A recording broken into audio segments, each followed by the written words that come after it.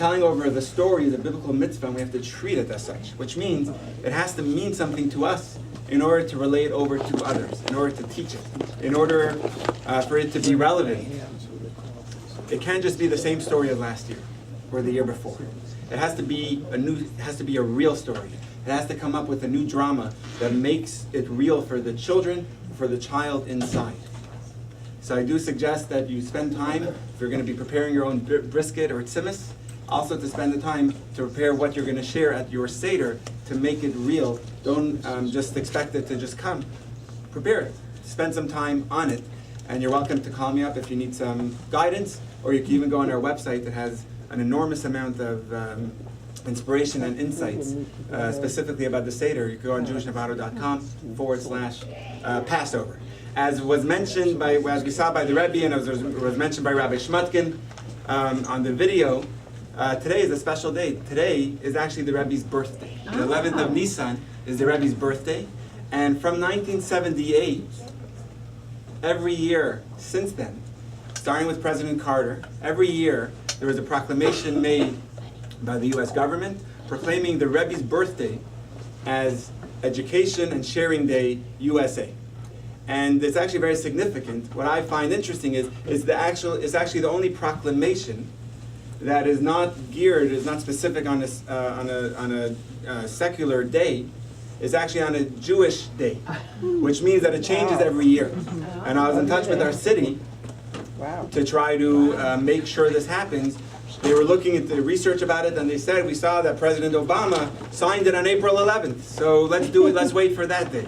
And I had to explain to them that it actually goes based on the Rebbe's birthday, which is on the Jewish calendar. And yesterday afternoon, I picked up our very own proclamation by the mayor and the city of Novato. We have an extra benefit that the mayor of Novato is a part of our community, Josh Friday, and his son goes to our Hebrew school. But this is very significant that they were honored to be a participant. And our city, Novato, has our very own proclamation honoring this day in Novato, March 27th, 2018, as Education and Sharing Day for Novato. So we'll actually read this proclamation made by the mayor and the city of Novato. And I'll call upon a few people if they can't read a paragraph. And it begins with the city of Novato proclamation recognizing the Rebbe, Rabbi Menachem Schneerson, and declaring March 27th, 2018 as Education and Sharing Day for Novato.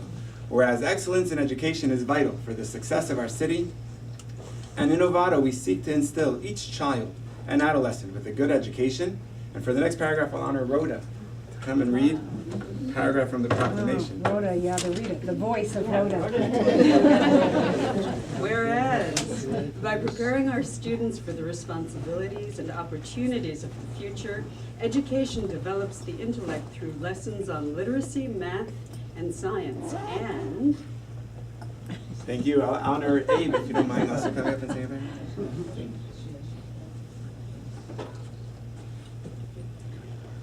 And whereas the Rebbe, Rabbi Menachem Schneerson, of righteous memory, dedicated his life to the betterment of mankind and tirelessly advocated for better education for all Americans, and...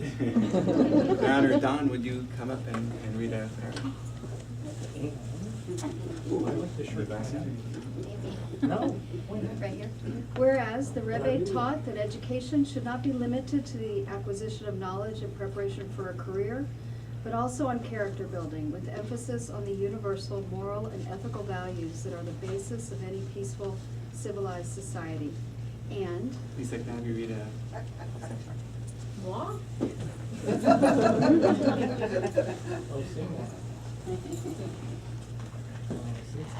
Whereas the United States Congress has established Education and Sharing Day USA as an annual national day to commemorate the Rebbe's achievements and the lessons and vision he set forth, which are relevant for us today. And I could honor Sasha, my sister-in-law. That's reading a paragraph. Sasha, my sister-in-law, is actually one of the main editors of Chabad.org, which is the most hit Jewish website. It has over 45 million unique hits a year. And Sasha is one of the main editors. Go, Sasha. Whereas the character of our young people is strengthened by serving a cause greater than self. and by the anchor of virtues, including courage and compassion. By instilling a spirit of service in our children, we create a more optimistic future for them and our country. And the final paragraph concludes with the signature of the mayor saying, now therefore be resolved that I, the mayor, Josh Friday of the city of Novato, do hereby recognize Rabbi Menachem Schneerson and declare March 27, 2018 as Education and Sharing Day Novato. I call upon educators, volunteers, and citizens to reach out to young people and work to create a better, brighter, and more hopeful future for all, which was the vision of the Rebbe, Rabbi Schneerson, and it has the mayor's signature on it. Everyone after is welcome to come up and take a look at the proclamation. Oh, and actually we'll have a young Chassid of the Rebbe to read some of it as well. Read the first 4 lines. City of Novato, California. Good job. Thank you. Yes. So, ladies and gentlemen, we have with us here this evening my father-in-law, Mr. Reuven Green, who has a fascinating life story. I'm not going to take up the time to tell you about it because you're going to hear it firsthand. But one of the inspirations we had to make this happen is so many times when people came over for Shabbos or for a holiday, and my in-laws were here visiting, they would not want to stop talking to him. And a lot of times we had to go somewhere, or they had to go somewhere, and I would be pulling my father-in-law, "Tal, we got to go this way," and he would still be in conversation either after the Seder or at an event. So we decided that we should have an evening where we could actually have his story shared properly. And it's an absolutely fascinating story. It's a very inspiring day. It's the Rebbe's birthday, and the Rebbe's the main push that inspired my father-in-law. It also happens to be a day shared with my father-in-law, who has his birthday today as well. So today is my father-in-law's birthday, and you can just imagine what that means. My father-in-law shares that day with the Rebbe. I think it definitely says something about my father-in-law, and I think in the next 45 minutes or so, hopefully you will feel that as well. So without further ado, I give you my father-in-law to share his story. After my father-in-law's talk, there will be time for question and answers, and we'll actually do that around the table to give my father-in-law some time to sit, and also to make it more of a roundtable discussion. We'll call it a farbrengen, and we'll inspire each other, and we'll do that with question and answers around the table at the end. Also, just some important announcements that my wife is reminding me to announce. We have the Seder this Friday evening. All are welcome. If you know someone who needs a place for the Seder, please let us know. We'd love to have them join ours. If you're going to have your own Seder, we want to make sure that you have matzah, shmura matzah, round matzah for your Seder. So before you leave tonight, please come over to me and I'll make sure that you have matzah for your own Seder. The last day of Pesach is on April 7th. It's on a Saturday evening. And we'll be sending off the final moments of Passover, sending off the holiday of Passover with a gathering in our home. It was instituted around 300 years ago by the founder of the Chassidic movement. It's called the Meal of Redemption, where we look for ways to really find that inner freedom and redemption from within, and also globally for the time of Mashiach. And we'll be doing that on Saturday evening at 7 o'clock at our home. And all are invited. My wife, Adina, is starting a Torah and Tea series for women, and it's on Jewish heroines throughout history. It's starting the week after Pesach, and it's going to be a 6-week series. And ladies, you'll be getting an email about that information. And finally, we also have an event coming up the last weekend of April. It's called Shabbat in the Heights, where my in-laws will actually be coming here for the weekend, while Adina and myself will be going to New York. My in-laws will be coming here to help watching our kids. And Adina and I will be going to New York for a Shabbat experience in the Crown Heights section of Brooklyn at the Chabad headquarters. And you'll get to go to the Rebbe's resting place and to the Rebbe's synagogue and office, and you'll have top-of-the-notch speakers throughout Shabbat and top-of-the-notch food as well for a Shabbat. And we already have close to 10 people in our community joining, and we welcome you to join as well. Tickets are, thank God, actually very cheap for that weekend, the final weekend of April. And come to me after, I'll tell you more information. You could also look it up on our website under Shabbat in the Heights. Without further ado, I give you my father-in-law.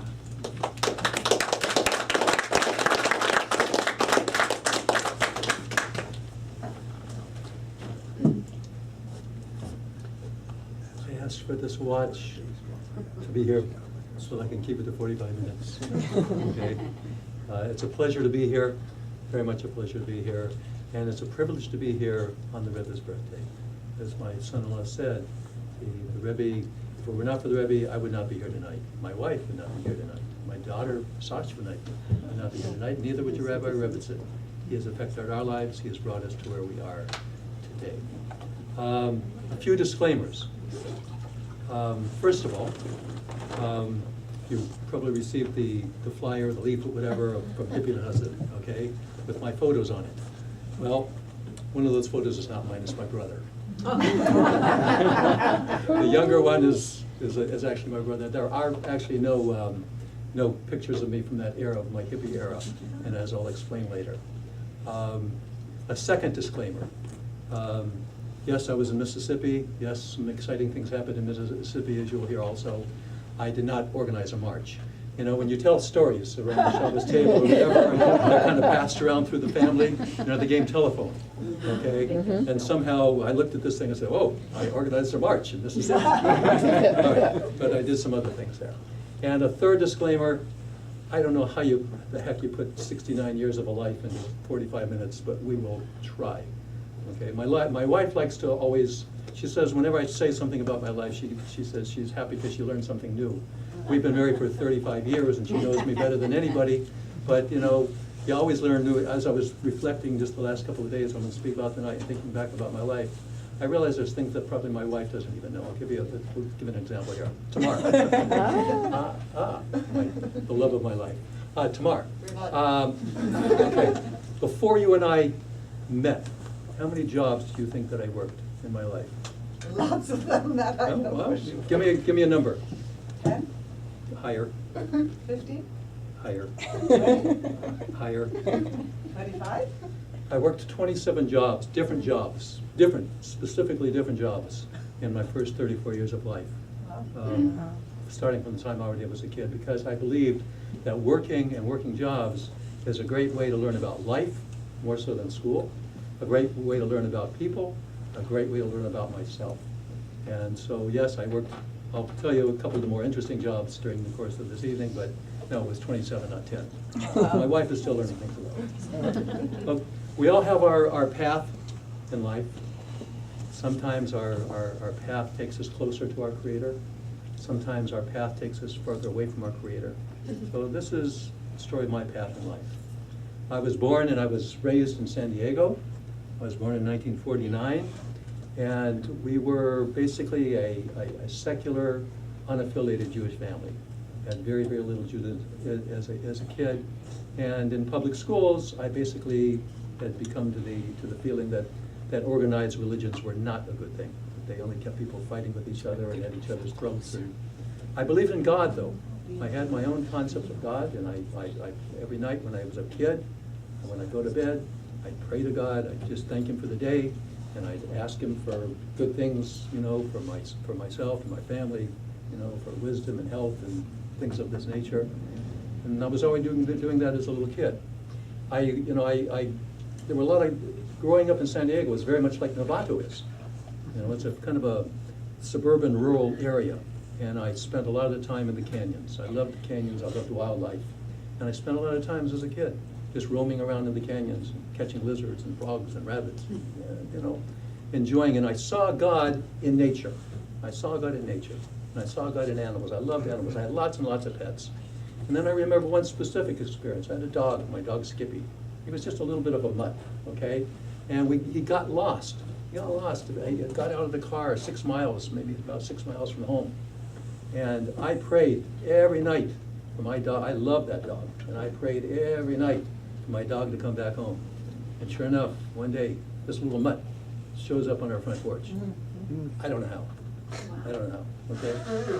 A few years later, kind of skipping through my childhood, I remember praying again before I graduated from high school. I very much wanted to have a varsity letter in wrestling. I was very much into sports. I was good in track and gymnastics and different things, but wrestling was my thing, and I wanted a varsity letter. The problem was that I was graduating at the end of my junior year. I was skipping my senior year. I'd been given a Regent scholarship to go to UCLA, and I was kind of anxious to kind of get on.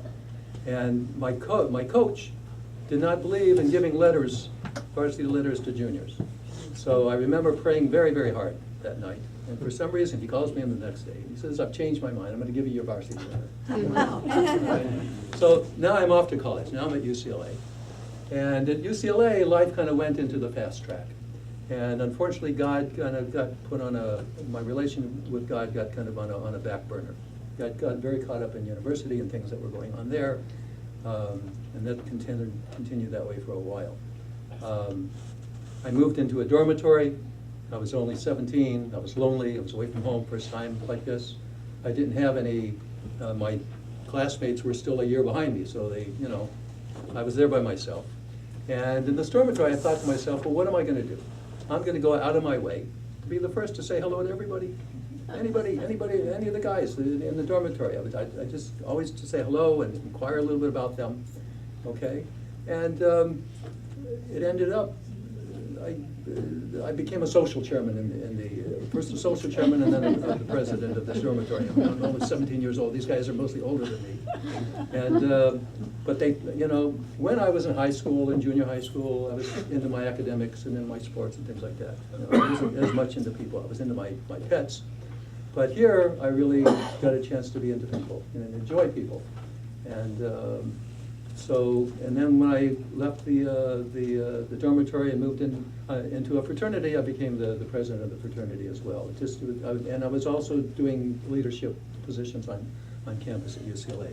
Oh, and I got notes. I put together over 100 talking points. You have to figure out what are you going to cut out, what are you going to skip, what are you going to do, what are you going to leave in. So it was an exciting era to be at UCLA. This is when Lou Alcindor was Lou Alcindor and not Kareem Abdul-Jabbar. Okay, and Bill Walton was Gary Beban. I don't know if anybody remembers Gary Beban. He was a Heisman Trophy winner. And O.J. Simpson was over at USC at that time. So sports-wise, it was very exciting. It was also the time of the Vietnam War. I got involved in very much in my age, whatever, I studied the war. I thought it was a civil war that we had no business being in. And so I was against the war, and I was involved in the anti-war demonstrations and the anti-establishment demonstrations. It was a time of very radical politics at UCLA. Angela Davis was one of my professors. I traveled to Delano to meet Cesar Chavez during the strikes that were the strikes that were going on back then. I shook Robert Kennedy's hand 3 weeks before he was assassinated when he was in Los Angeles. College life and fraternity life kind of brought out my wild side. I suppose I was always a little bit wild as a kid. But when I joined this fraternity, at first I didn't even think to join a fraternity, but in my wrestling experience at UCLA, one of the wrestling partners invited me to check out his wrestlers fraternity. And I went by and I saw the camaraderie. It was more so than I experienced in the dormitory. So I thought, you know what? Let me check this out. So I checked out different fraternities, and I ended up actually joining a Jewish one, even though I didn't have any feelings about being Jewish. Which fraternity was it? It was AE Pi. It was a large, very large fraternity on a national level, and at UCLA, very, very established. And I didn't have in mind to join a Jewish fraternity. In fact, if anybody had asked me at that point in my life what my religion was, I would have said, well, I was born Jewish, but I'm nothing now. Because I saw religion the same way that, if you want to be a Republican, you're a Republican. If you want to be a Democrat, you're a Democrat. If you want to not be, that's the way that I saw religion, and that's the way that I saw the world at that point in my life. But, so anyway, being a pledge at AE Pi, I was into a lot of mischief. I did a lot of push-ups. I last count after 2,200 of them, okay? Doing push-ups for getting in trouble.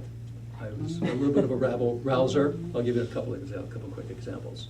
As a pledge, I talked my pledge class into, we got a box. We got a big metal box, and we reinforced it with 2x4 timbers inside of it. We put inside of it 2 Cadillac horns and a 12-volt battery and a one-way switch. And then we poked holes in the box to be able to let sound out.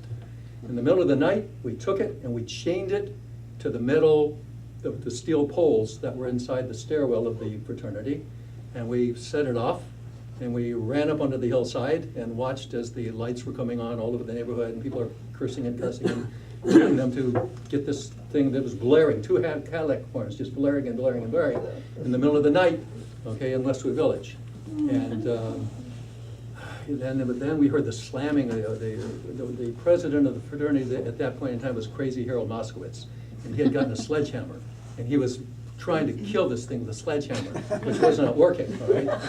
This went on and on. I think, at some point it was finally dead. But we stayed out until dawn, and right before dawn, we crept back into the fraternity.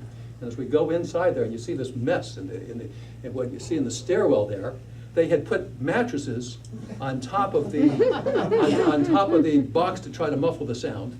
And that wasn't helping. They poured water on it in order to try to kill it, and instead it ignited with the battery, and the batteries was all burned. And then they put more water on top of the mattresses to try to put out the fires. So it was like it was just all water and ashes, and it was a mess. Another thing we did is one day we took a surgical tubing. One of the guys was a med student. He got us some surgical tubing, very long, and we went up on the roof. And we stretched it from one end of the roof to the other end of the roof, and we made a slingshot out of it. And we got water balloons, and we were peppering the campus and all the fraternity row, okay, and people walking by in cars with water balloons. They loved it. It was a hot day, so the water balloons were nice. We even were shooting it up at the dormitory up on the hillside. This thing had like a reach of a couple of 100 yards or 400 yards. I don't know. It was a magnificent, slingshot. Anyway, we did some other things that were not so kosher. I remember once going with a couple of friends of mine. One of them had a little sports car, a little two-seater sports car, convertible, and there were four of us. So two of us sat on the car with our feet kind of like inside the car, on the back of the car, and the other two were driving, and we're going down Fraternity Row when a policeman started chasing after us. But rather than pulling over like normal people would do, we sped off, and then made a sharp turn to go up one of the streets. And when the police car tried to make the sharp turn, he slid and slammed into one of the cars there that was parked. Hopefully nobody was hurt. And we jumped out of the car and went and hid in some other fraternities. Yeah, it was a little crazy. So I'm not saying that people should do these things. I was not thinking so clearly back in those days. And other things, maybe not so the best thing, we had next to us was the fraternity called Betas. They were called Betas, I forget the whole name. But they were a football fraternity. They were big guys, and they were anti-Semites. And they would, sometimes they'd get drunk and start throwing bottles at our fraternity and hollering out stuff. And I may have been president at that time, but I just had enough of their stuff, and I led a group of guys up onto our roof. It was pitch black outside. We get up on the roof. There's bottles are flying everywhere. One falls at my feet. I picked it up, and I just threw it as hard as I could into the dark back where it came from. And you hear this crash and this shrieking scream. And the Betas never bothered us again after that. But I don't know what happened to that guy. This was a time when I was starting to get into my. Maybe before I do that, just one other thing. Our fraternity was famous for a house of horrors that we built at our Mardi Gras each year. It was a fundraising thing for charities. But weird thing was always to have a house of horrors. And I remember I was dressed up as, somebody dressed up with all kinds of things in there and be really, really scary. I think I was dressed up as a knight, just in armor, just kind of standing there like a statue. And people just thought that was a suit of armor. And I remember one girl walking by, and I reached down and I grabbed her ponytail, and she screamed and ran, and I was holding her wig in my hand. Anyway, this is the beginning of my hippie years, okay? And experimenting with marijuana and hashish and so forth. The vice president, I was president, there was the vice president of who had gotten involved in this kind of thing. And I was curious, and I asked him about it, so I wanted to try it out. So here is the president and the vice president in my room in the fraternity. Marijuana was not such a thing back in those days. The rest of the guys, 70 other guys, 90 guys in the fraternity were basically all straight. And here's the president and the vice president getting high, in the fraternity. Once, I even took something that was a pill, that was supposed to be like a condensed marijuana or something, I forget, okay. And we went off to a wrestling tournament. I don't know how I won that tournament. That was a wild wrestling match that I remember, and I remember lying down afterwards, and I just had this feeling like I was like on top of it. It wasn't a wrestling mat, it felt like I was on a cushion that was about 100 feet tall, and I'm lying on this. So yes, I was getting into those kinds of things. I'm not recommending this for anybody, but it was those years. But then I started getting involved in social action things. I went with a group of students to Tijuana. We built the first school for deaf children in Tijuana. I was the foreman of excavations. Turns out the foreman of the construction turned out to became the president of the student body of UCLA, and he had asked me my help in campaigning for him when he was running. After he became president, of the student body, he asked me if I wouldn't put together a toy drive for underprivileged kids to get Christmas presents for kids, for inner city kids for LA. So I set about going about this, and we had and I also went to Mattel, and I asked them for donations, and Mattel came through with it in a very, very big way. But we put boxes all over the campus and all over the neighborhoods, and it turns out we raised not only lots of toys, but people gave us food and clothing. And it was in the papers because it was so successful, and we were approached by one of the other colleges in LA who were putting together food and clothing to take to the Mississippi Delta to distribute to a black co-op in that area, and also to register voters there. And they heard that we had this food and this clothing, and they asked if they could have it. And I said, certainly, and we gave them that, and then I asked if I could go along. So we had a bus that we'd taken the seats out, and we piled all this food and all this clothing into the bus, and we head off, and we broke down in Amboy, California. Okay, so we ended up getting a big U-Haul truck and transferring things into the U-Haul truck, and we continued on to Mississippi. We arrived in Sunflower, Mississippi, in the Mississippi Delta. It was the middle of the night, and it was freezing cold. It was freezing cold. This was the end of December. This was during our winter break at UCLA. It was freezing cold, and there were, I think, 5 or 6 of us, and they were sleeping in the truck, but I saw a light on. I went to investigate. It was a laundromat, and the light was on the laundromat, and it was warm in the laundromat. So I and another girl that was in the trip, we took our sleeping bags, and we went and we sacked out in the laundromat. Okay, I don't know how long we were asleep, but after a little while, somebody nudges me, and I turn over, and I look up, and it's a night watchman, and he says, "You can't be here. You can't sleep here." I said, "Okay," and I turned around, and I went back to sleep. A little while later, thank you. Oh, yeah. I think, no, I've got one. No. A little while later, I'm nudged again, and I turn over, and there's a sheriff standing over me with a shotgun in one hand and a can of tear gas in the other hand. And this guy was real. This guy had a cowboy hat, a grizzly face, the tin star, the whole thing. And, "Get up!" All right, so we got up. And just our luck, the jail was right across the street. Across to the jail. There's a snarling German shepherd dog waiting for us over there. You know, puts us in the clink. You know, we've got adjoining cells. This girl was scared out of her mind. So I spent part of the night just trying to calm her down. And anyway, and then in the morning, we were booked and fingerprinted, and we were told, well, the circuit judge will be around in a few weeks, and he'll hear your case. And I'm thinking, wait, we got to get back to UCLA. Some people intervened on our behalf. One of the guys on our trip was a journalist, and he said that he's going to, get this into the New York Times.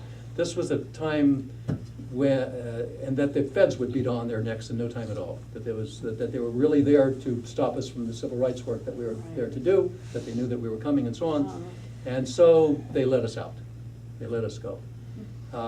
Being in that area, so for the next few days, we were going around distributing this food and this clothing, and I got a real eyeful of what it was like to have real sincere poverty.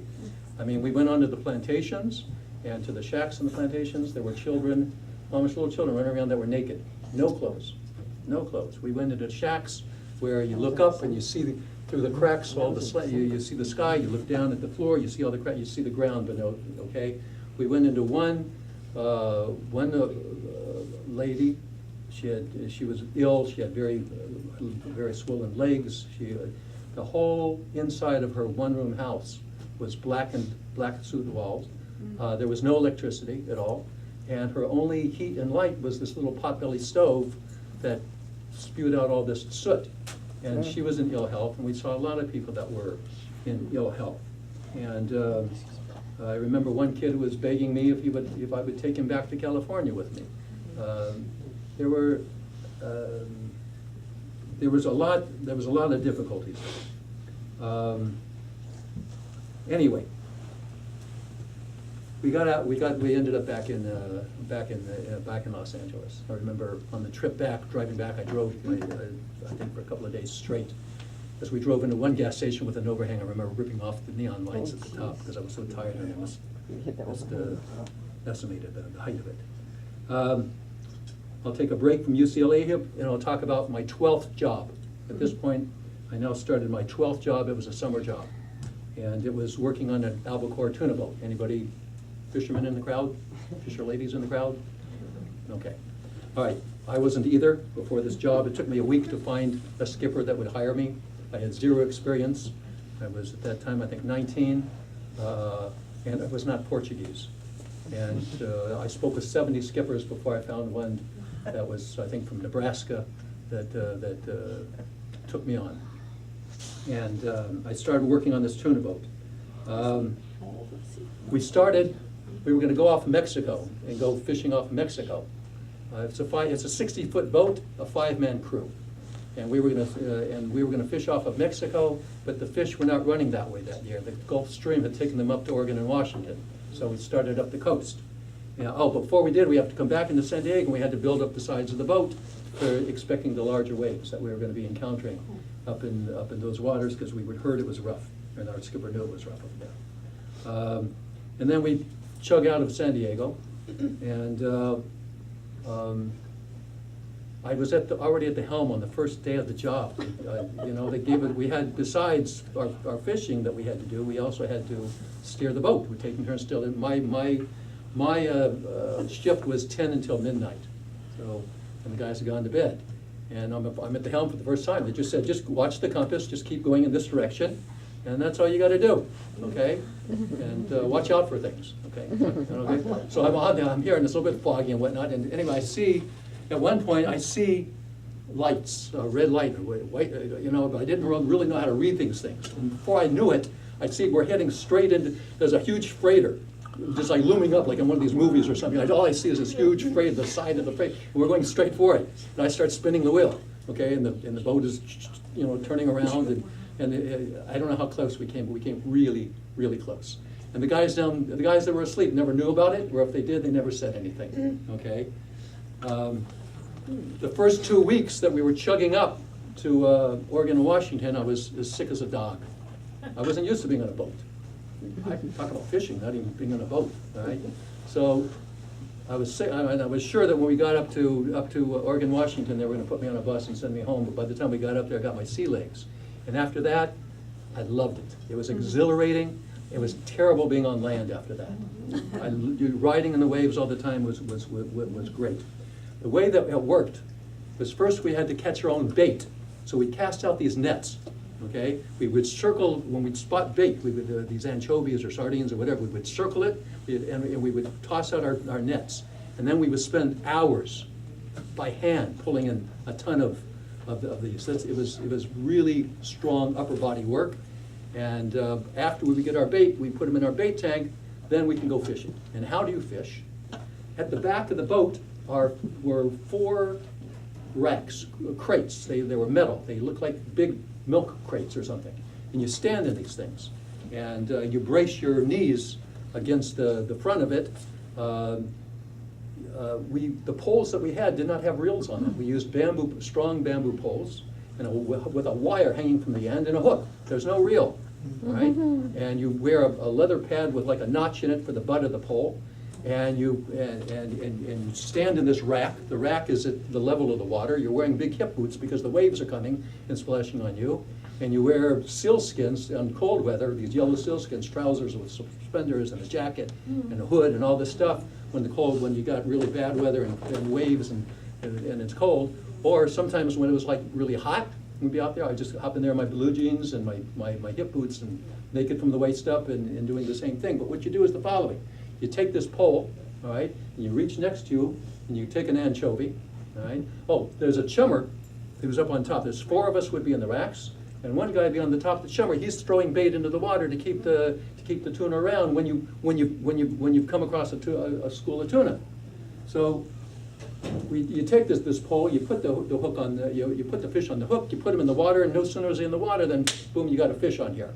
And then you pull the pole forward. Oh, and if you're not careful, they're only this big, but they're traveling 40 miles an hour.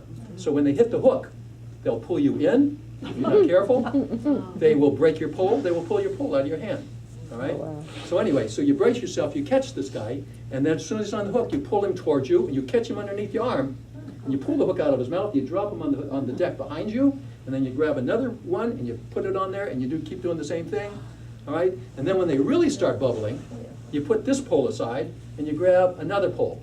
So this other pole had a very, very shallow hook, and we put white feathers on it to simulate we made it ourselves to look like a squid, and you basically just hit the water. And as soon as you hit the water, you got a fish on there, and you yank him up. You got to just the momentum is the important thing. And when he gets over your head, you give it a shake, and he flies off. Okay, and then you just hit the water again. So you're like scooping them. You're almost like scooping them out of the water. And every now and then we'd hear a scream. Okay, and when you heard the scream, you know you had to stop, because that means your hook was in the chummer. Wally, okay, was the chummer. This Wally was a great guy. He was an old guy. He had leather skin, you know, and he was like a real old fisherman, brown leather skin, but he was full of scars. He got hit with hooks all the time, or fish.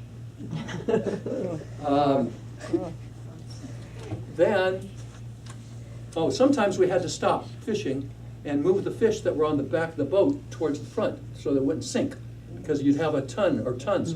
Sometimes we pull in a few tons of fish all at one time, okay? Just one after another. And then you'd have, and then when the strike was over, then we put them down into the hole. We also caught sharks, okay? Sharks and fishermen don't get along together.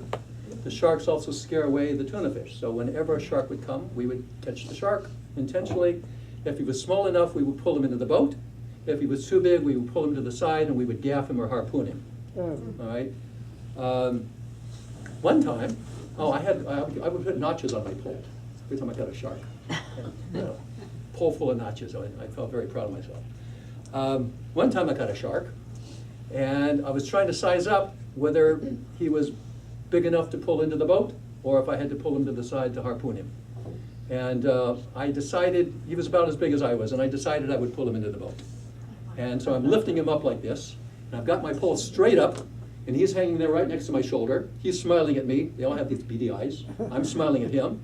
He's these big grins. All right, we're looking at each other, and then the line broke. Okay, now I'm not smiling anymore. He's still smiling. I'm not smiling because he's in my rack with me. He's in my box with me. So I just did this huge backflip and landed on all the fish that were in the back of the boat. Okay. Living on a boat can also be certain inconveniences. Imagine you're at your dinner table and all of your plates are sliding around. That's the way that it was. We always had to grab hold this, hold that. The boat's rocking, we're trying to eat our dinner. And then many times we get a strike, so we know that we hit fish. We'd have to leave the meal, go out there, do our fishing, come back an hour or two later, start the meal again, and get another strike, get up again. Sometimes it would be like, 10, 11 o'clock at night before we finished our dinner. Another inconvenience was the pleasure of having a shower. I remember at one point it was a month before I had a shower out there. Okay. But what we do is we bathe in the water. We bathe in the ocean. Bathing in the ocean is interesting. I remember one time coming up into my rack right after I had been in the ocean and seeing a huge shark coming up right after me. Okay? Right.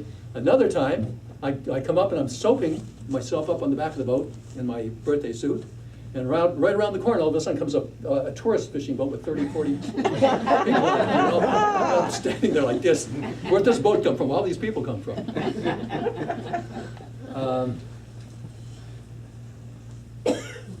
That we ran into some really, really heavy weather, some really, really rough. There were boats that went down, boats that got tipped over in some of these storms and some of these gales, and we'd hear their SOS calls. Sometimes a whale would come also. Whales have barnacles on them, and they like to scratch their back on the bottom of these tuna boats. A whale can come and tip you over as well. I remember one night getting hit broadside. We were in our beds and in our bunks, got hit so hard by a wave broadside. It almost knocked us all out of our bunks, but it killed the bait that were in the bait tank. The shock of the wave was so great, it just killed all, and we were just lucky it didn't capsize us. One time we were trying to stay ahead of a storm that was chasing us. And we were riding, I think it was into the mouth of the Columbia River. And it was like being on a surfboard. The waves were so huge, this is a 60-foot boat, okay? A big boat. And we're riding on the top of a wave. It's waves that are taking us into the Columbia River. And I'm looking and I'm seeing all the boats that are beached on the sand, including big freighters. They're just beached up on the sand, on the sandbars, you know, that have been just tossed up there by some of these waves. But we had a good skipper. He drank Maalox like you wouldn't believe. He lived on Maalox, all right? But he was a good skipper, and he knew how to take us in a situation like that. There was another night, in a stormy night, when I had more experience. But I almost again ran us into a freighter. Where it's out there, heavy winds are blowing, you can't see, there's things going on.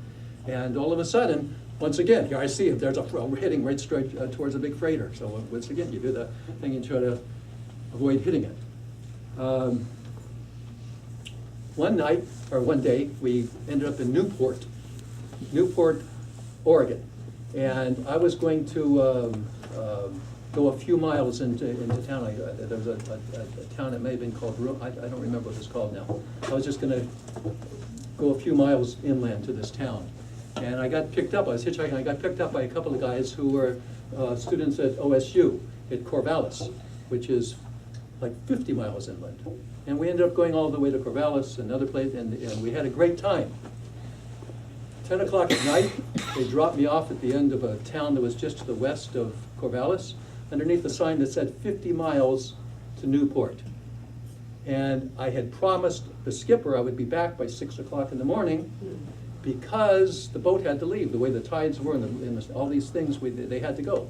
All right, I promised I'd be back at 6 o'clock in the morning. It's actually 10:15 when they dropped me off underneath this sign that says 50 miles, and I'm trying to hitchhike. Nobody's picking me up.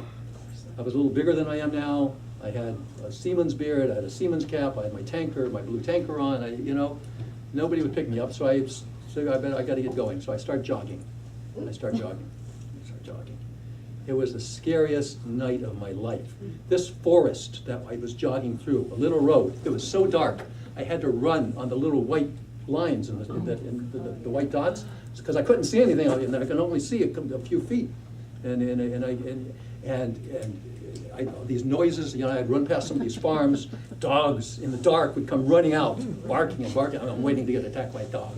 I hear all kinds of different noises, whether it was an insect. No, that's fine. No, that's okay. That's fine. No, I'm fine, but thanks.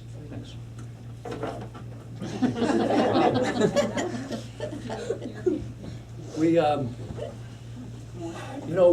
anything, a cow mooing, a sheep, anything, any kind of noise, was just like, it was like very, very scary. If something ran across my way a couple of times, I could hear the nails on the street, running or scampering across the street. I don't know, something bounded over. I thought it was a kangaroo. It seemed like something bounding in front of me. I don't know what the thing was. It was probably a deer. I ended up running 27 miles that night until 4:30 in the morning. 4:30 in the morning, now it's getting, and by the way, at a certain point, during the night, about 20 cars passed me by without picking me up, but at a certain time at night, cars didn't even come anymore. There were no cars, all right? So I'm just going. 4:30 in the morning, a guy comes along and he picks me up. And he gets me to the port at 5, And I'm on the boat, and we're leaving, we're pushing off at 6. Oh. You have no idea what my legs felt like for the next week. Okay? I had had lots of upper body work during the months that I was on this boat, but you're on a 60-foot boat. Your legs don't get a lot of workout. Okay?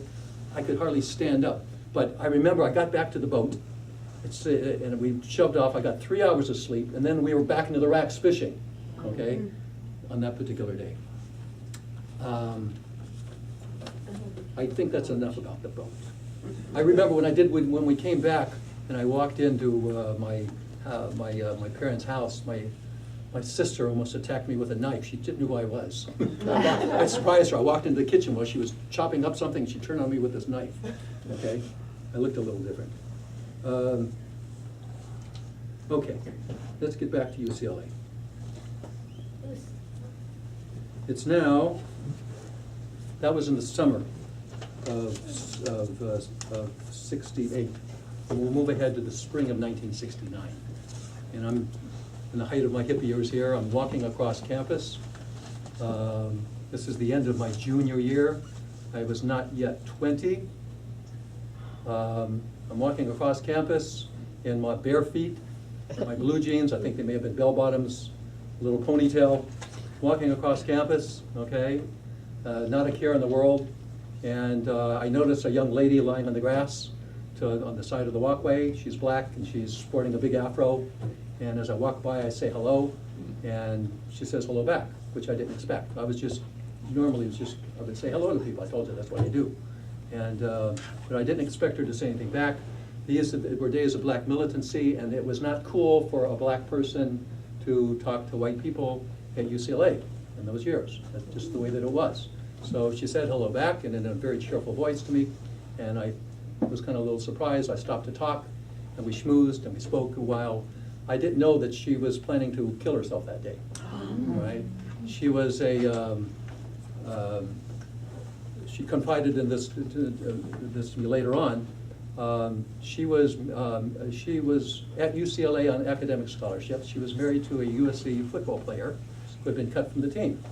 And when he was cut from the team, he had no future. He lost his position at the university, and he had a janitor position, and he was drinking, and he was beating his wife. And there were 2 little kids at that point. There was a 3-year-old and an 11-month-old.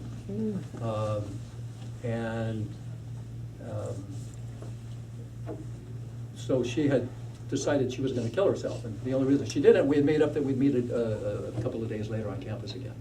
We met and we continued with kind of a relationship was budding there. When she told me about what was going on, I suggested to her that she just leave her husband. She says, I can't leave him, he'll find me, he'll kill me, he'll beat the stuffing out of me. So I said, why don't you leave town, go somewhere else? Don't you have some relatives somewhere else? Turns out, up in the Bay Area, in Oakland, she had an aunt and an uncle. I said, look, and he doesn't know anything about that. I said, look, just leave, go, move up there and start a new life for yourself. So, sure enough, we picked a day when he wasn't home, and I picked her up, and she came outside with nothing but a straw bag and a baby in one arm, an 11-month-old, and a 3-year-old. And I took her to the bus station, I put her on the bus, and I sent her up to Oakland. And I didn't know that I would ever see her again, right? But it turns out we kept in touch, we wrote letters and so on and so forth, and then she decided she's going to come back to UCLA, she's going to face the piper, she is going to get her degree, she's going to divorce him, et cetera, et cetera. So she ended up coming back to UCLA, moved into AE Pi that summer because the students were all on break, so I'm there, I'm working, and she's living there, and the kids are living there, until she moved in the fall into married student housing, and at some point then I ended up moving into married student housing as well. We were quite a spectacle on campus, if you might imagine, in those days. Kenya was in, our 3-year-old was in a nursery school, but Eddie, the 1-year-old, was too little. So when Kathy was in classes, taking classes, I would take care of Eddie. And when I was in classes, she would take care of him. And so he was growing up on UCLA, which was kind of cool for the white, the whites it had no problem, okay, with our relationship. In fact, Eddie was very cute. One day he was playing with a ball of yarn, and he got all tangled up in this ball of yarn like a puppy. And one of the students, who was a film student, filmed all of this. And it was actually shown at UCLA in their film festival. It was really, they invited us, we went, they gave us tickets, we went. It was really, really cute. Another time, and he would go flying down Bruin Walk on his little wooden draft that I had bought him. So he was quite, we were a bit of a spectacle. There was actually a picture of the three of us, of Kathy and Eddie, and I with Eddie on my shoulders at a demonstration at UCLA, which made it onto the very front of the UCLA yearbook album, and a full-page thing at the front of it, kind of like in the dedication.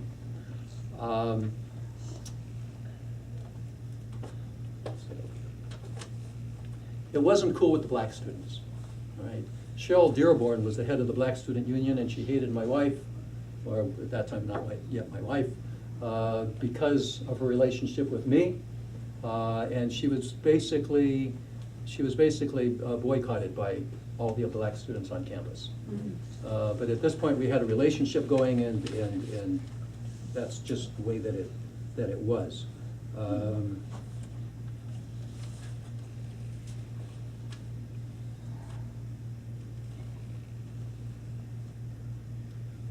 In the white part of the community, and where married student housing was, things were not so much better, they were just a little more subtle. When we go to a movie, I would go first so that I can step on people's feet, so that they would move their feet out of the way so that we can get to our seats. And also during this period of time, I was carrying a gun, which I got from Kathy's father, because the word was out that her ex-husband wanted to kill me. So I carried a gun and I slept with a gun. One night I almost shot Kathy's father, and when he came into the apartment kind of unannounced, which we didn't expect. He had a key, and he opened. I was sleeping on the couch with the gun under my pillow. Earlier that evening, but a couple of rather tall black guys had come to the door, and when we answered the door, they excused themselves that they had the wrong apartment, disappeared, and we right away felt that something was not right here. And I was expecting that they might come back. So when the door opened up in the middle of the night, I've got the gun already. I see in the doorway, in the porch light in the background, I see the silhouette of a black man. I'm ready to pull the trigger when he calls out my voice, and I realized it was Kathy's father.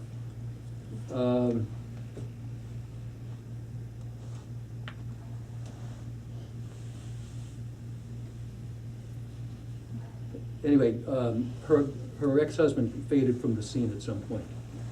Was no longer a problem. Meanwhile, on campus, we're still very involved in very much in radical politics and so forth. I remember the day when we crossed the police lines. At one point, the police had surrounded the campus. And because of the fact that we had Eddie with us, Kathy said that we should leave. And they were encouraging people to leave the campus and cross the police lines. But I remember confronting the police there and actually kind of giving them a hard time. And I remember one of them was saying to me, if you didn't have this kid with you, you wouldn't be so bold, whatever. And we left, and after we left, that's when they went on campus and they went to Campbell Hall, and they were basically smashing skulls of black students that were behind in Campbell Hall. They went specifically for that. We had joined a Maoist study group, and we were learning Mao Zedong's Little Red Book, and we were very much into the philosophy and these kinds of things. It was more than just rhetoric. One of the guys in the group blew himself up trying to blow up the Compton Police Department.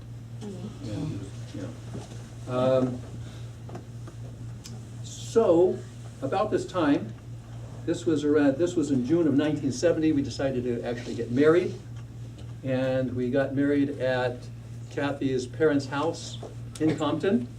There were 2 black ministers that married us for some reason, with Mahalia Jackson singing in the background. I was wearing blue jeans and a blazer. One of my fraternity brothers brought cakes to the celebration laced with marijuana without telling anybody.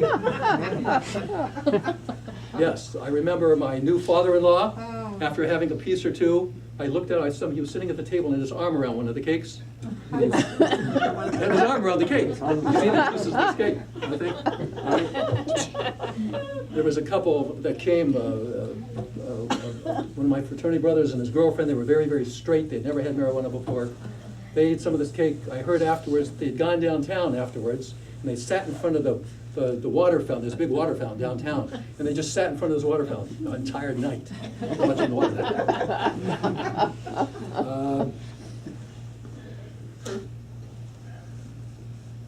Then we decided to, so I graduated at the end of 1970, and about that time we decided to move to Compton. Kathy really wanted to be close to her parents.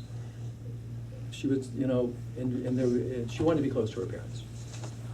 Her first husband did not really allow it, and she wanted to be close to her parents. She had 8 brothers and sisters, and they were homesteading a property in Compton, and they were and they had 2 houses on the property. So we rented the front house.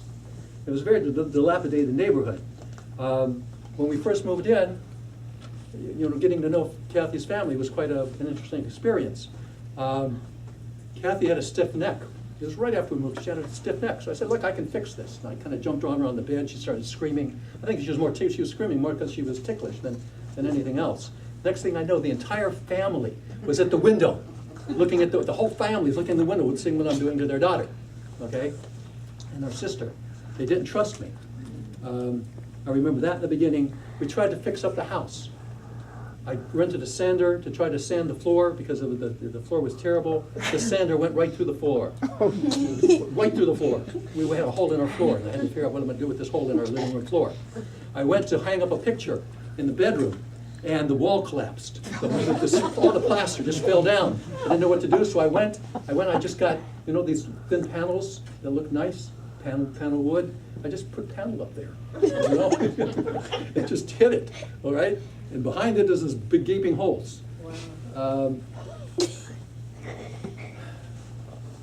Tamu, our daughter, our joint daughter, was born at that time as well. This was May 7th, 1971. Besides everything else, it was a dangerous neighborhood. It was a very dangerous neighborhood. Every other house was boarded up. We lived on the border between the black gangs and the Mexican, what's the appropriate word? I don't want to be politically correct. What do people say these days? Hispanic? Huh? Latino. All right, so we lived on the border, exactly on the border between the blacks and the Latinos. The Black Panther headquarters was right around the corner from us. I was the only white man in Compton. I can count at least a half a dozen times that I was assaulted. I had to fight my way out of. Usually just with fists. Once I was assaulted with somebody with a long pair of scissors. Once with a guy waving in the middle of the night. It was really, really scary. He had a big, thick leather belt with a huge buckle at the end. He was a Latino guy. He wanted to kill me with this thing.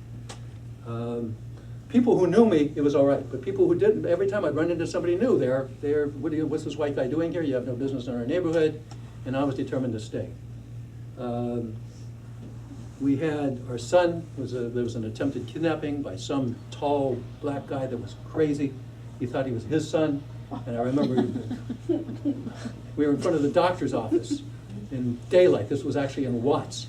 And he wanted to take Eddie. He's got him by one hand, I got him with the other. We're kind of Kathy runs into the doctor's office saying, this guy's trying to kidnap my son.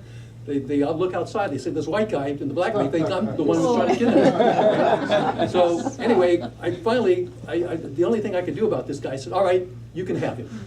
And as soon as I said to him, you can have him, he relaxed his grip. I grabbed Eddie, and Kathy and I and Eddie, and maybe Kenya too, were running down the street. We actually ran into a fire station at one point, and they called the police, and the guy he was not mentally all there. We had attempted firebombing at our house while we were in Compton. We had a few cars that were stolen, so I'll tell you one of the stories. One night, I get a call from my next door neighbor, Frank Latino, who was Latino. And he's whispering on the phone, and he says, there's a gang, they're stealing your car. And they're pushing it down they broke into it and they're pushing it down the street. So I know he didn't want to be involved, and I knew why. But anyway, but he was warning me. So I called up my brother-in-law, who was a couple of years younger than me, how old was I then? Maybe 21, 22. I called up my brother-in-law at the back house. He came up. We went outside. The car's gone. We get in my other car, and we're now driving. We're going to look for these guys that got our car. We drive up the block, drive around the corner, and I see the car is parked there, empty, vacant, nobody around. So normal people would have probably just gotten the car and taken it home, but we drove around the block. We drove all the way around looking for these guys, and because I knew part of this was to try to drive me out of the community, and I wanted to fight back.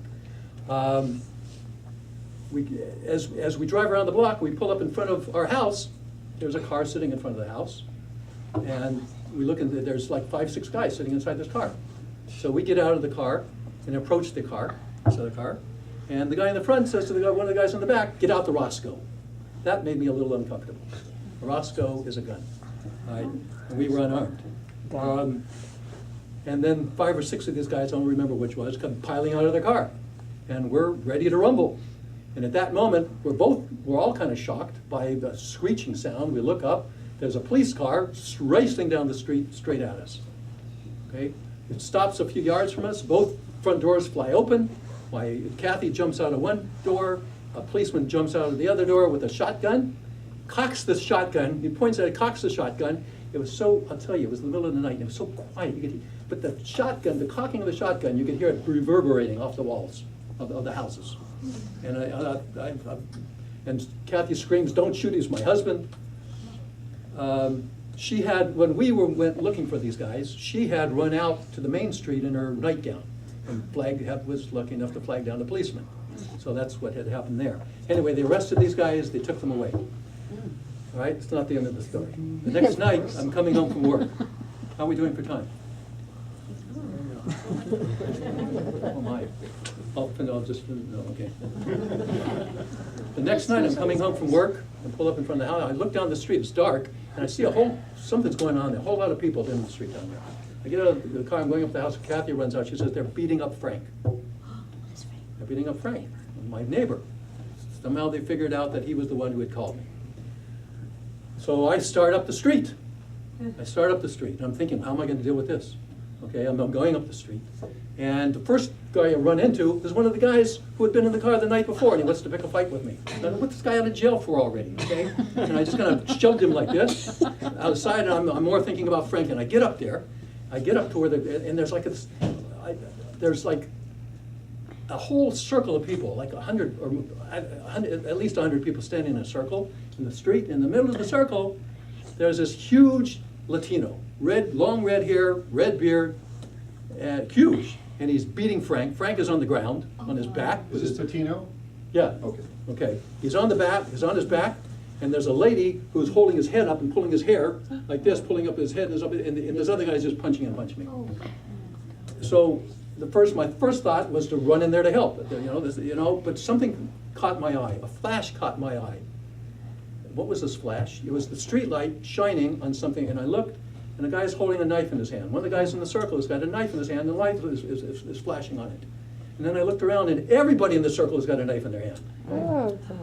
And I'm saying, and I took a step back, and then I took a deep breath, and I said, wait a minute, this is happening because of me. So I ran into the middle of this thing, and I bent over to grab them. I said, leave him alone, and I bent over to grab him. And as I'm bending over, I'm imagining all these knives going into my back. All right? I think nothing happened. They were surprised to see me as I was surprised to be there. So I dragged Frank down the street and into his house and onto the couch. And as soon as he came to, he screams, "Where's my knife?" And he runs and he gets this hunting knife out of the drawer, and he's running out, he's running back, and I'm chasing after him. And I'm trying to catch him before he gets there. Meanwhile, the police have arrived. What do? They beat up Frank, they throw him in the car, and they take him away. Okay? There's more stories like that, but we've run out of time. Okay, bye-bye.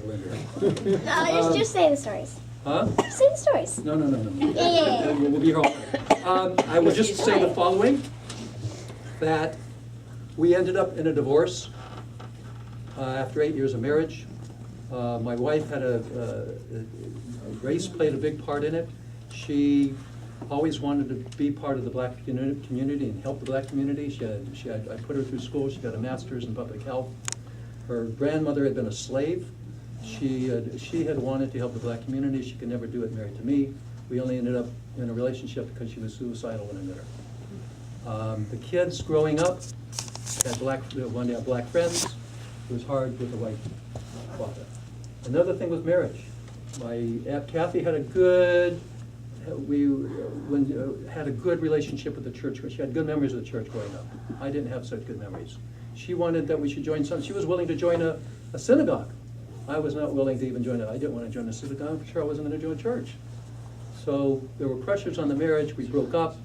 It was after our divorce that I met a Chabad rabbi in San Diego, and who had suggested that I go off to, at that point in time, I was working as a probation officer. And that's the job I held for 7 years, so I was injured. I was working as a probation officer working with gang kids in Los Angeles. And we had camps up in the mountains. It was very wild camps. And, but I had a good reputation with the kids. So when I got involved with Chabad, and I started wearing a kippah for the first time, here I come to the camp.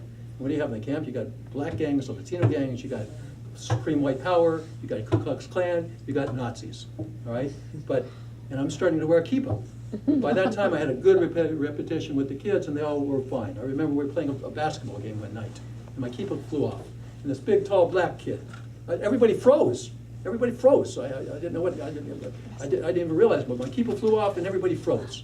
And this big black is this, you Jew cat. So I put the kippah back on, and the game continued. All right. Anyway, the rabbi wanted me to go off to check out a yeshiva for guys like myself who didn't have a background, and I didn't take him seriously until I got injured on my job. My back took a lot of beating. I broke up a lot of gang fights. I broke up a lot of assaults, and got bounced off a lot of concrete walls and steel beds in the process of trying to rehabilitate some of these young men. But we'd also do things with them to gain their respect. And so I played football. We played tough football. It was rough football. There was no padding, no period. But I jumped up one night in a night game. I jumped up higher than I ever jumped in my life, and to catch an interception or catch a pass. And one of the kids jumped up and he knocked my feet off from underneath me. So when I came down, I blew out a disc basically. I had to take off some time from work. And so if I'm taking off this time from work anyway, let me go see what this summer yeshiva is all about. It turns out to be 5 years in yeshiva. In LA, and then in New Jersey, and in New York, and in Israel. And I met my wife, Tamar, while I was learning, and we went off to there, and we came back, and there's a lot of other stories too, but of the 125 talking points here, I got probably 50 of them. All right, time for bringing.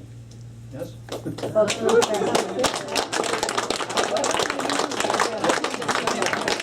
Sorry, I know we're so question answer around the table, but I just want to know, what, that's a huge life change that you made. What made you change? I was a year in yeshiva. When I went to yeshiva, I went for one purpose and one purpose only. I wanted to find out if the Torah was given by God or whether it was written by men. I liked what I saw at Chabad, just like you like what you see here, okay? But I had my own values, I had my own ethics. It's one thing to join a political party or a social club, it's another thing to join a religion. I had my own relationship with God, and I wanted to be true to that. And I needed proof that the Torah came from heaven rather than made up by people. Because if it was made up by people, I would have said thank you, but no thank you. So I went off to yeshiva with that purpose of finding that out. I was in yeshiva from early morning until late at night. We would learn. It was harder than anything I'd ever done when I was in yeshiva and university. Just keeping a train of thought. At the same time, I'm learning Hebrew. I had to start with the Aleph Beis. I didn't remember the Aleph Beis. I'm learning Hebrew. I'm learning Aramaic. I'm learning Yiddish. I'm learning concepts, difficult concepts in the Gemara. At the same time, I'm trying to find an answer to my question. I was in that yeshiva for an entire year, nonstop, before I made a decision that that I would continue in that path. And I had tremendous desire to be married again. I knew what marriage was, and I wanted to be married again, but I could not marry until I knew what path I was going to be on. So it was after that point in 1 year that I went to, and that's when I went back east, and I met Tamar back there. But she knew much more than I did, so she insisted that I continue learning, which I did for a few years. Did that answer your question? Yes, and you could take questions like this. Okay. I have another question that kind of follows Adina's. Yes. Can you share with us at least one teacher or one person or one fellow student that you can remember something they said about Judaism or the Torah that was very, very meaningful in the earlier years that made you want to continue? No. One person or one... I knew that the Rebbe that I had, who headed this Baal Tshuva yeshiva in Los Angeles, he was a brilliant, brilliant man, and I knew he could make a fortune in anything he would go into.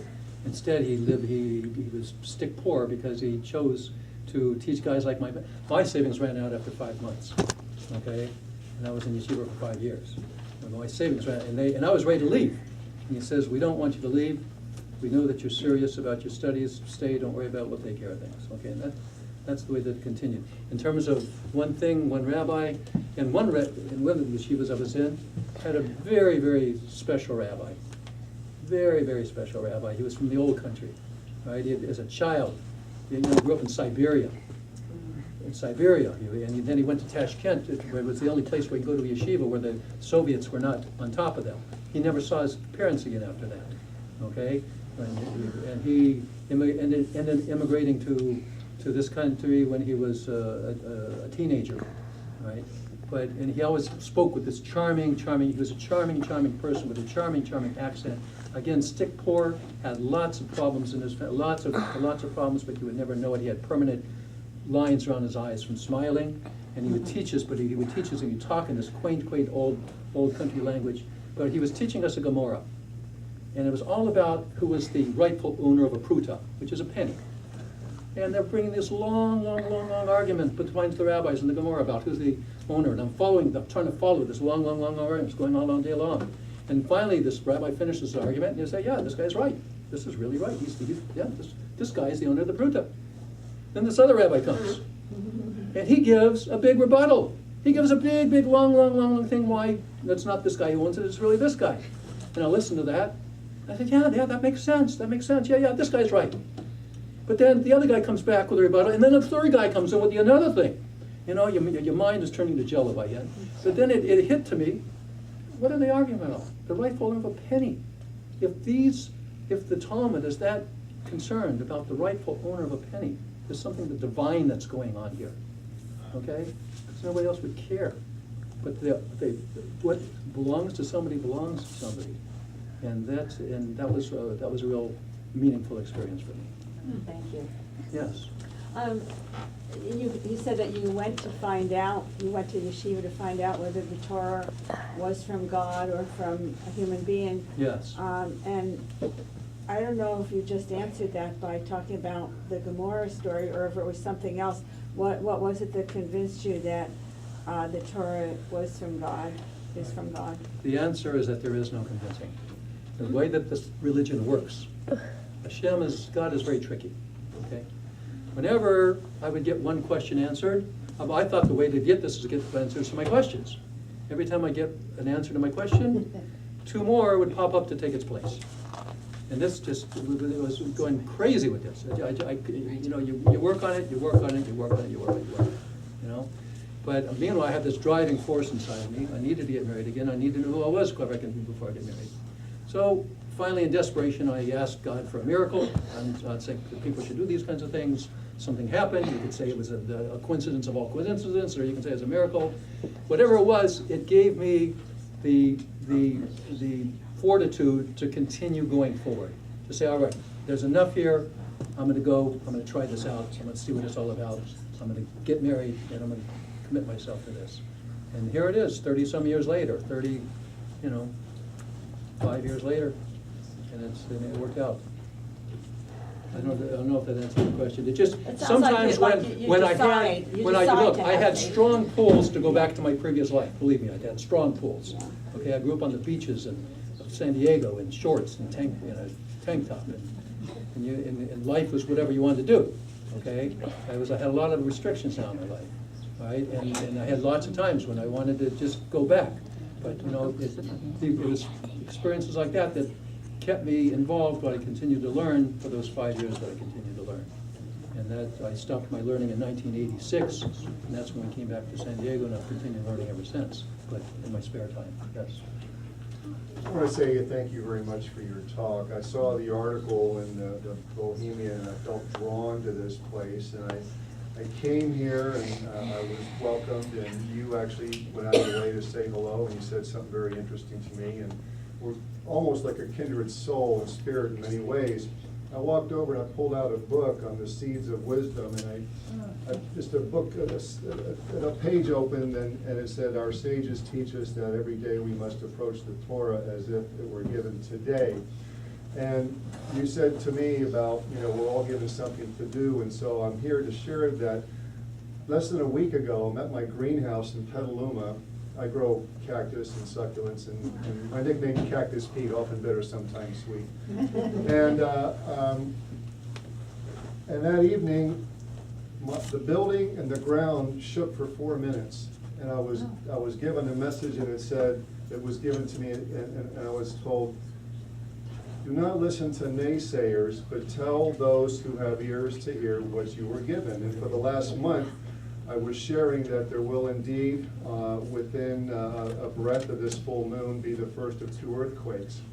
And the reason this is so is because it's been commanded from on high, because the people of this nation have refused to abide by what's been given.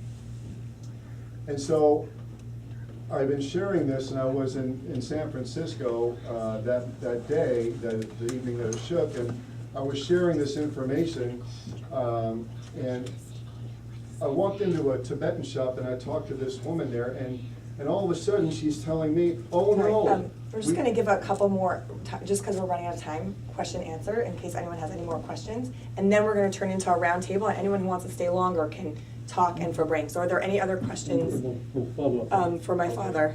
I had a question. Go ahead. With such a fascinating and storied life that's so widely varied, what self-reflection or what life lessons, what would be that you'd want to impart to us and to young people listening?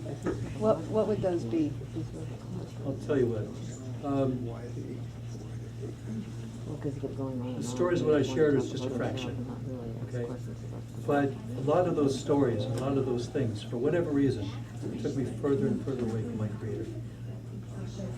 They took me more into myself, into my own ego, into things about me. I was into adventure, I was into excitement, I was into this, into that. And sometimes I was too busy to think, okay? I was raising already at 20, I was a father of 2 children. And trying to make a living and putting a wife through school at the same time. Sometimes we have to take the time, like when I was younger, when I was roaming around in those canyons, to reflect and think about our career.